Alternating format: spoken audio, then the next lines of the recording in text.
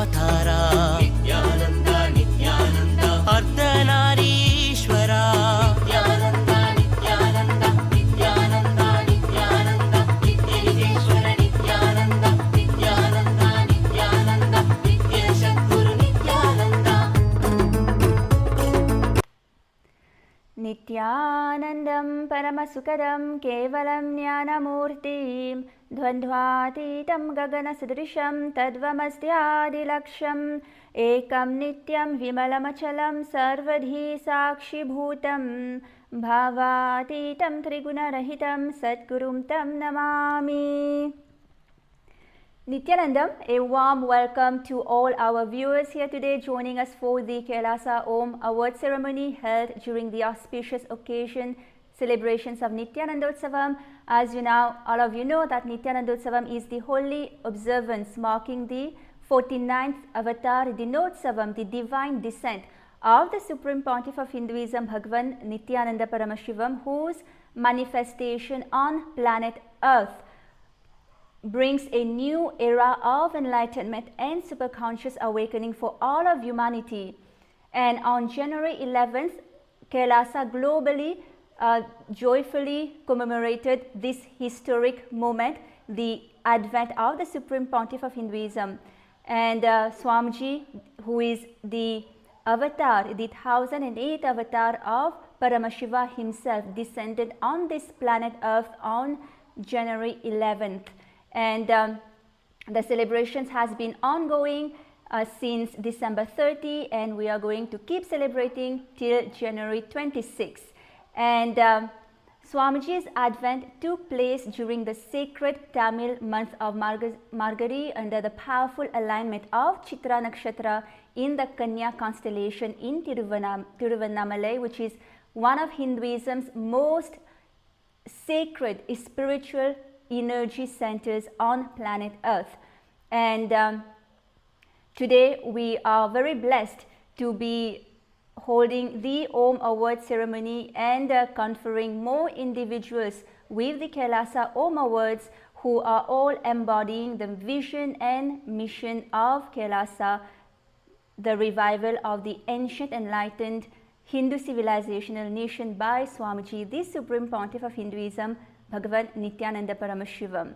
And so now let us take a moment to reflect on the extraordinary divine life and the global mission of the Supreme Pontiff of Hinduism, BHAGAVAN Nithyananda Paramashivam, who single-handedly revived Sanatana Hindu Dharma to its fullest glory and revived KAILASA, the only Hindu nation today on planet Earth. So let us take a moment to witness the divine life of the Supreme Pontiff of Hinduism.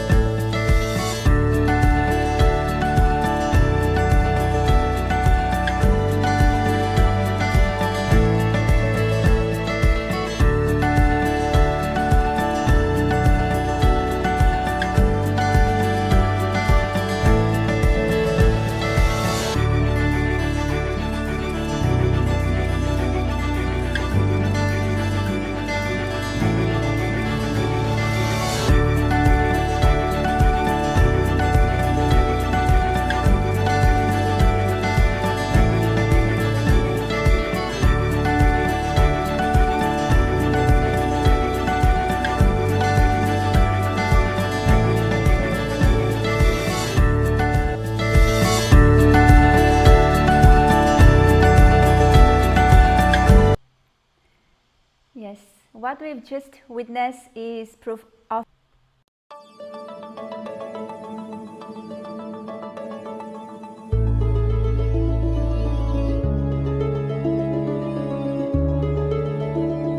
Thousand years ago, at the end of Mahabharat War, the ancient enlightened Hindu civilization consisted of 10,000 Hindu traditions, or sampradayas, that existed in 56 Hindu nations, 200 Hindu kingdoms, 1,700 Hindu provinces that covered more than 6 million kilometers square of Asia.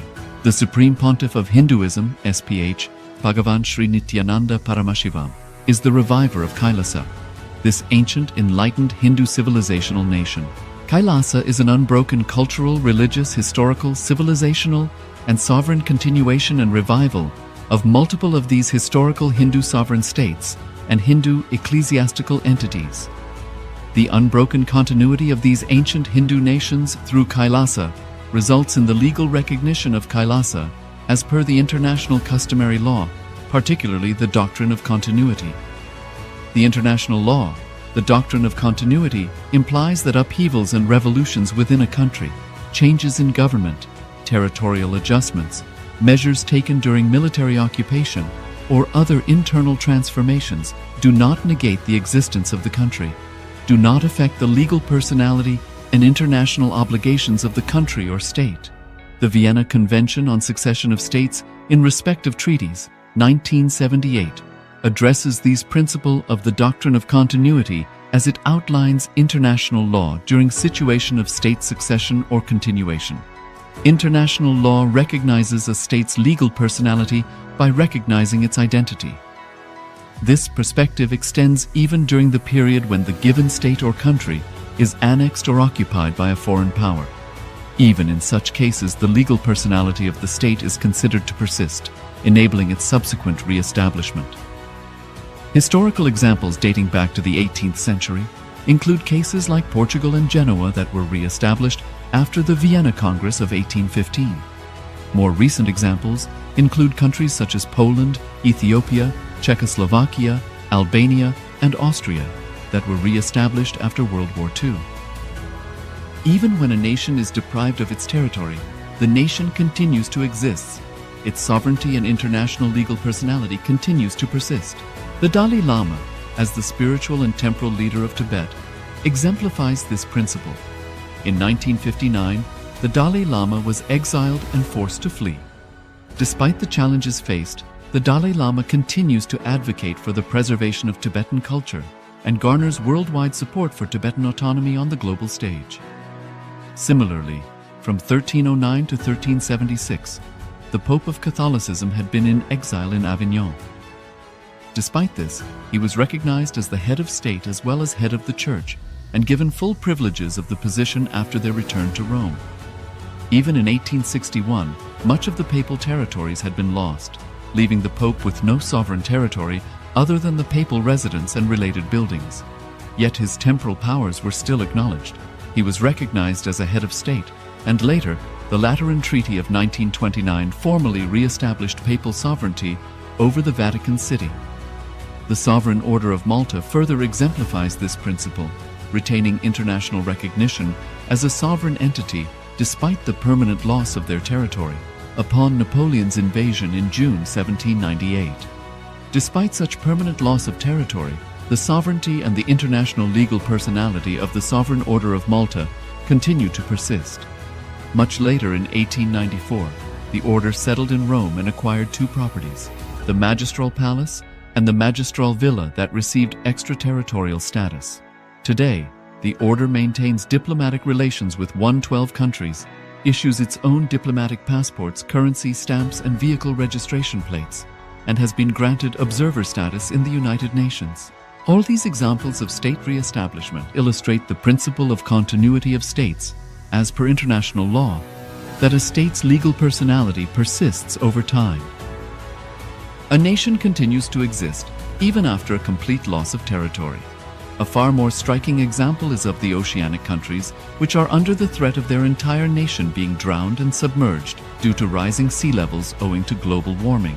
In response to such existential threat of climate change, Pacific Island nations, including Tuvalu, have enacted constitutional amendments and made international declarations affirming that their nation and their sovereign rights will continue to persist, despite their entire territory being lost to the sea.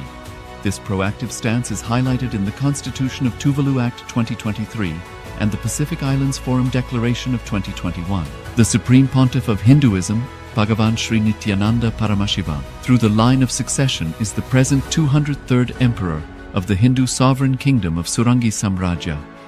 He was crowned on the 31st of December 2004 at the age of 26. Thus, by very same principles of the doctrine of continuity, through which the international legal personality of Portugal, Genoa, Poland, Ethiopia, Czechoslovakia, Albania, Austria, Vatican, Tibet, Sovereign Order of Malta, and several other nations has been recognized despite having undergone a period of exile, annexation, occupation by a foreign power, or despite loss of territory. The SPH Nithyananda Paramashivam, through well-established legal and historical facts about the Hindu sovereign state of the Surangi Samrajyam, derives all sovereign rights and powers of the royal lineage of the Surangi Samrajyam, as its 203rd sovereign emperor, from his inheritance and continuation of the unbroken succession of the kingdom of Surya Vamsa Surangi Samrajyam Sarvanapitha. Surya Vamsa Surangi Samrajyam, through unification with 20 other sovereign Hindu states and sovereign ecclesiastical, historical entities, became part of the United States of Kailasa, which thus became a sovereign, independent juridical state, with the SPH Nithyananda Paramashivam as the sovereign. Just as how the oceanic nations like Tuvalu have safeguarded their sovereignty from the existential threat of total submersion by amending their constitution and asserting that their sovereignty will persist regardless of the loss of their territory, Kailasa, which is a sovereign continuation of 21 sovereign Hindu states and sovereign ecclesiastical historical entities, is also reviving and continuing the Kumari Kandam Hindu nations that got submerged. As per the doctrine of continuity, these facts imply that the Kailasa's statehood is recognized by international law and manifests as a natural outcome of well-established historical legal facts. Share your time, talent, and treasure. Become part of Kailasa. Sign up as an e-citizen HD. Yes, and now as we continue this sacred celebration of Nithyanandotsavam, we now enter the segment that is dedicated to honoring the exceptional individuals whose lives and service embody enlightened values. The Kailasa Om Awards is the highest recognition bestowed by Kailasa. It honors distinguished leaders, visionaries, healers, humanitarians, artists, and change makers whose contributions actively promote peace, harmony, coexistence, and conscious living. And these individuals, they represent diverse cultures, nations, and traditions. They are united by a shared commitment to create a world rooted in compassion, responsibility, and higher awareness. Each recipient reflects the core principles, values of Kailasa, which are non-violence, inclusivity, and dignity for all human beings, gender equality, and the fundamental right to a spiritually enriched life. And as part of this honor, Kailasa Om Awards recipients become members of the Lok Sabha of Kailasa, which is Kailasa's Hindu Parliament think tank, and are welcomed as well into the United Ancient Indigenous Enlightened Nations. The Lok Sabha of Kailasa serves as the intellectual and strategic pillar of the Hindu Parliament, comprising visionary leaders and scholars dedicated to the revival, protection, and evolution of Sanatana Hindu Dharma. It provides policy insights, philosophical discourse, and strategic guidance for Hindus worldwide.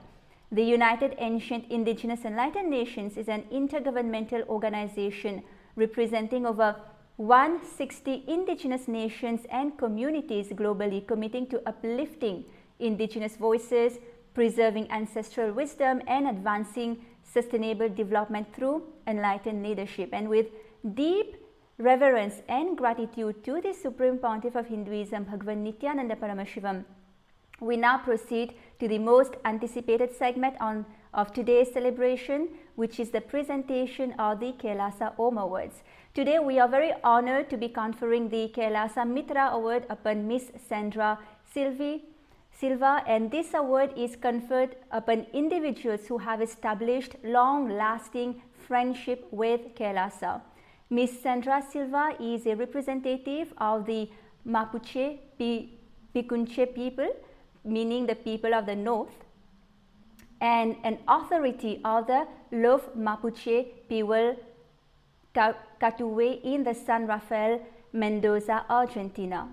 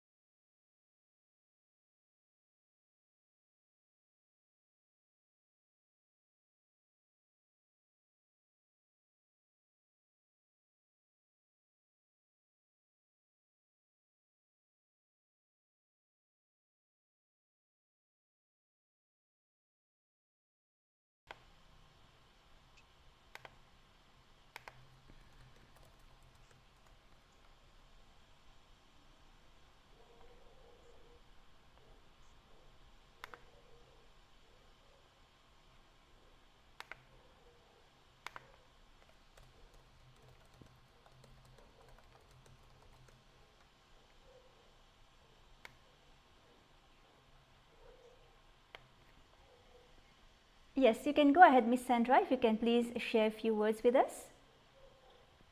Adelante, Sandra. Buenos días a todos, buenos días a todas. Marimari Lamiel, Marimari Compuché. Un honor el poder estar acá, un honor que Swami, el líder espiritual de Kailasa, tenga en cuenta el trabajo nuestro. Seguimos creyendo que este trabajo, la única forma de poder seguir adelante es estar hermanados. Y sabemos que nos unen muchas ideologías como pueblo originario que somos. Sabemos que nosotros creemos que la espiritualidad lo es todo, que no puede ir separado de la política, porque nuestros ancestros nos enseñaron a cuidar nuestra Ñuquemapu, nuestra madre tierra, Ok, si puedo yo traducir un poquito de Sandra. Le da muchas felicidades a el SPH Nithyananda Paramashivam por esta invitación y le agradece este premio. Más Sandra comparte bellamente que ellos en su tradición también van junto y que la espiritualidad y el sistema político no pueden ir separados debido a que son tradiciones ancestrales que ellos tienen desde antaño. Continúa, Ma.